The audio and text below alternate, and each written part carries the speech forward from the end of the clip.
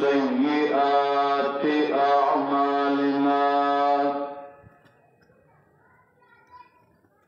ونعوذ بالله من شرور أنفسنا ومن سيئات أعمالنا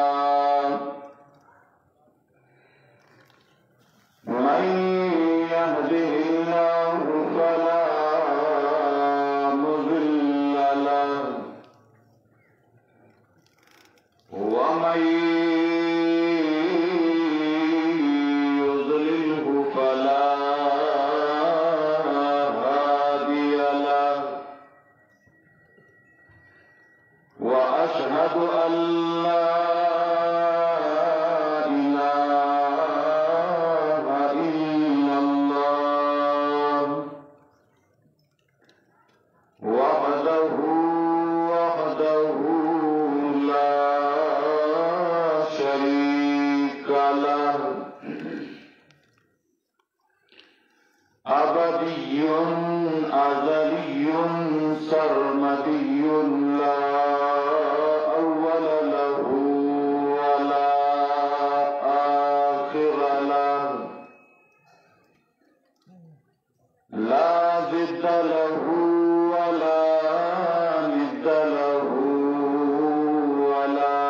ممد له ولا معين له لا بشير له ولا نذير له ولا وزير له ولا مشير له وأشهد أن سيدنا وسندنا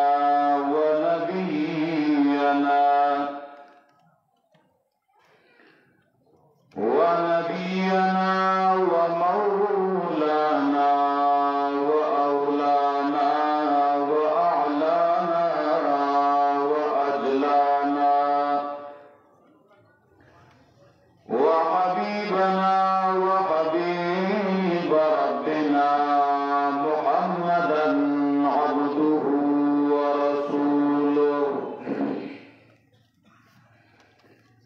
صلى الله تعالى عليه وعلى آله وأصحابه وأزواجه وذرياته أجمعين أما بعد فأعوذ بالله من الشيطان الرجيم بسم الله الرحمن الرحيم إنما كان قول المؤمنين إذا دعوا إلى الله ورسوله ليحكم بينهم أن يقولوا سمعنا وأطعنا وأولئك هم المفلحون ومن يطع الله ورسوله ويخشى الله ويتقه فأولئك هم الفائزون وقال النبي صلى الله عليه وسلم تركت فيكم أمرين لن